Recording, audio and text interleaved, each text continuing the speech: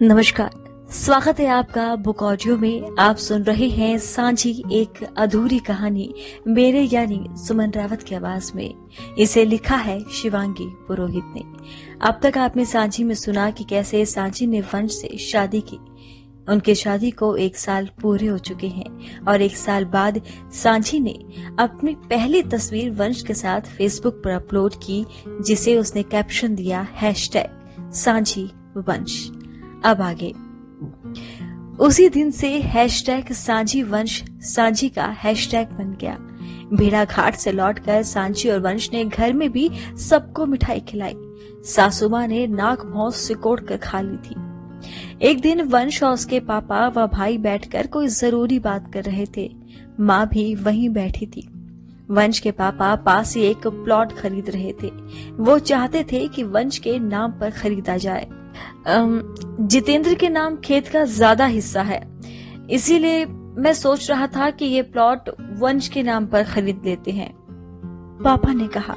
माँ ने भी इस बात पर हामी भर दी। मैं सोच रहा हूँ कि सांझी के नाम पर खरीद लेते हैं, वंश ने कहा। ठीक है, जैसे तेरी मर्जी, तेरे नाम पे हो या उसके नाम पर, दोनों बराबर है, वंश के पापा ने कहा। अच्छा, घर की बहुओं के नाम पर जमीनें कौन खरीदता है? वो बड़ी महारानी हो गई है। रावी के लिए कब क्या खरीदा था तुम लोगों ने, जो आज वो बेटी से ज्यादा हो गई है? ये मिसालें बनाना बंद करो, वंश की माँ बोल पड़ी। आप उससे इतना चिढ़ती क्यों है? वो मेरी पत्नी है, मैं उसके नाम खरीदना चाहता हूँ, आपको क्या परेशानी है? वंश ने कहा।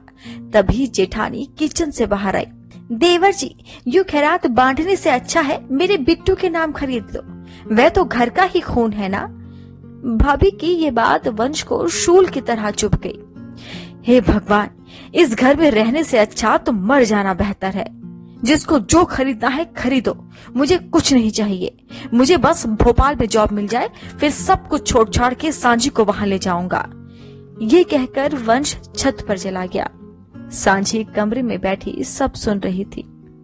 ये लो जी, लुगाई के चक्कर में घर छोड़ने को कह रहा है। यही दिन देखने के लिए बड़ा किया था इसे। शहर की छोकरी उठाकर लाया और लाद दी हमारे सर पर। जग में नाक कटवाई सो अलग।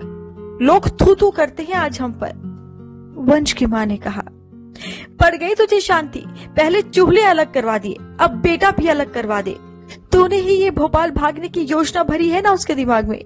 रोज हमारे खिलाफ कान भरती है उसके। बेटा तो बिगाड़ दिया, अब उसे हमसे दूर भी कर दे। पहले कभी ऊंची आवाज में बात तक नहीं करता था और आज इतना लड़ना सीख गया है। मेरा बेटा छीन लिया मुझसे, कहकर वंश की माँ रुआसी सी हो गई। सांझी अपने कमरे में सिर पकड़े बैठी रही। घर में इतनी कलह होती देख पापा ने प्लॉट खरीदा ही नहीं। वंश अब और नहीं रुक सकता था। उसने भोपाल में नौकरी के लिए जुगाड़ कर ली। इंटरव्यू वाले दिन की पिछली शाम वंश भोपाल जाने को तैयार हुआ। तुम अपना ख्याल रखना, मैं कल रात में ही वापस आ जाऊंगा। ठंडा पानी मत पीना, नहीं तो जुकाम बढ़ जाएगा, कहकर वंश ने सांझी को गले लगाया और फिर भोपाल के लिए निकल गया। उस रात सांझी को बहुत तेज बुखार चढ़ गया। उसका बदन तप रहा था और सिर में तेज दर्द था, लेकिन वहां उसकी हालत देखने वाला कोई नहीं था।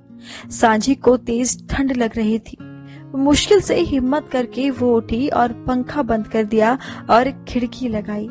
2 कंबल ओढ़कर वापस बिस्तर पर आकर लेट गई। रात 2:30 बजे तक उसे नींद नहीं आई। तब उसने नींद की गोली खाई। सुबह 10 बजे तक सांझी सोती रही। उसके बिस्तर से उठने की हिम्मत नहीं हो रही थी, लेकिन बाहर से सासू माँ के गरजने की आवाज आ रही थी। सो रही है महारानी, पति के सामने भली बनती है, उसके पीछे कोई मान मर्यादा ही नहीं है। भला 10 बजे तक किसके घर की बहुएं सोती है? वो एक बेचारी सुबह से काम में लगी है और ये बिछौना छोड़ने को तैयार ही नहीं। सूरज सिर पर आ गया है, लेकिन शर्म लाज ही नहीं है। हिम्मत करके सांझी बाथरूम तक गई।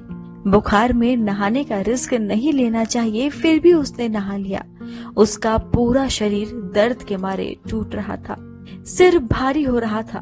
मुश्किल से चलते हुए वो किचन तक पहुंची और अपने लिए चाय बनाई। उसकी हालत जेठानी और सास दोनों देख रही थी, लेकिन किसी ने उसे डॉक्टर के पास चलने को नहीं कहा। चाय लेकर सांझी अपने कमरे में चली गई। उसने दवाई ली और थोड़ी देर खिड़की के पास बैठकर नीम के पेड़ को देखने लगी। थोड़ी देर बाद फिर से बिस्तर पर पड़ गई। उसने खाना भी नहीं खाया। सास को तो उसकी फिक्र नहीं थी, चाहे वो मर ही क्यों ना जाए। लेकिन जेठानी इंसानियत के नाते उसके कमरे में गई और उसका हालचाल पूछ लिया।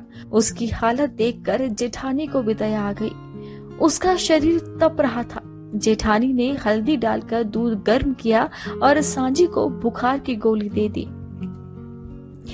तुझे बड़ी बहनौती सूझ रही है आज। जा, बिट्टू रो रहा है, उसे देख। सास ने जेठानी को डांट दिया। मम्मी जी, उसे तेज बुखार है, डॉक्टर को बुला दें क्या? जेठानी ने सासू माँ से कहा। कोई जरूरत नहीं है, फालतू की नौटंकी है, मरे तो मर जाए, इसकी सेवा में थोड़ी लगे रहेंगे। सासू माँ ने कहा। एक तो तबीयत खराब थी, दूसरी तरफ सास के ताने। सांझी को आज इससे भली तो मौत ही लग रही थी। ऐसे जीने का मतलब ही क्या था? लेकिन उसे वंश के लिए जीना था, उसके साथ अपनी दुनिया बसानी थी। लगभग 3 बजे सांझी ने अपना फोन ऑन किया। वंश के कई मिस कॉल पड़े थे। उसने फोन लगाया। फोन क्यों बंद कर रखा है? कब से फोन लगा रहा था? अच्छा सुनो, मैं निकल गया हूँ, 8 बजे तक पहुंच जाऊंगा।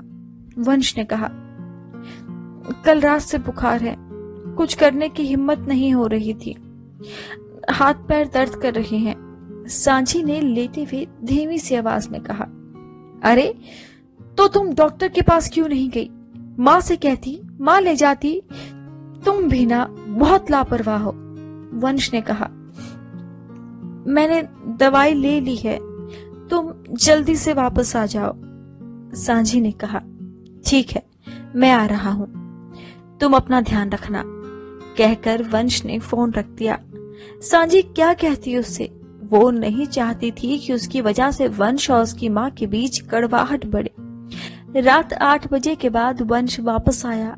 सांझी की हालत देख उसकी आंखों में आंसू आ गए।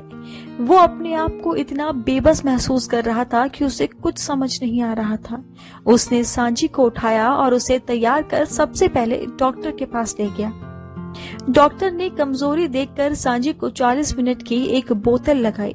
सांझी वंश के साथ अब अच्छा महसूस कर रही थी। सांझी का इलाज करवाकर वंश उसे घर ले आया। रात के 10 बज चुके थे। सब अपने अपने बिस्तर में घुस चुके थे।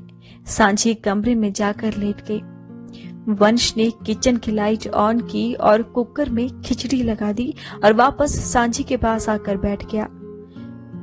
तुम चिंता मत करो, हम जल्दी यहाँ से दूर चले जाएंगे। वंश ने कहा। तुम्हारे इंटरव्यू का क्या हुआ? सांझी ने पूछा। इंटरव्यू तो अच्छा था, लेकिन सैलरी कम है। 5000 में होता क्या है? अब देखते हैं, कॉल आएगा उनका। वंश ने कहा। वंश, मेरा सपना है कि हमारा एक छोटा सा घर होगा जिसमें सिर्फ हम दोनों होंगे। तुम ऑफिस जाओगे और मैं तुम्हारा टिफिन तैयार करूंगी, तुम्हें दरवाजे तक छोड़कर आऊंगी और कहूंगी जल्दी घर आ जाना। हमारे घर में एक बालकनी होगी जिसमें छोटे छोटे गमले रखूंगी, उसमें मेरी पसंद के फूल लगाऊंगी और किचन में एक खिड़की हो जहां से आसमान दिखता हो और हमारे बेड के ठीक सामने दीवार पर हम दोनों की बड़ी सी फोटो होगी। सांझी ने कहा। सांझी यहाँ वंश के साथ अपने नए घर के सपने देख रही थी, लेकिन वो अनजान थी एक ऐसी अनहोनी से जो उसकी पूरी जिंदगी को बदलने वाली थी। आखिर किस अनहोनी का सामना करना अब बाकी था सांझी के लिए? जानिए सांझी की अगली कड़ी में, मेरे यानी सुमन रावत की आवाज में। तब तक सुनते रहिए बुक ऑडियो।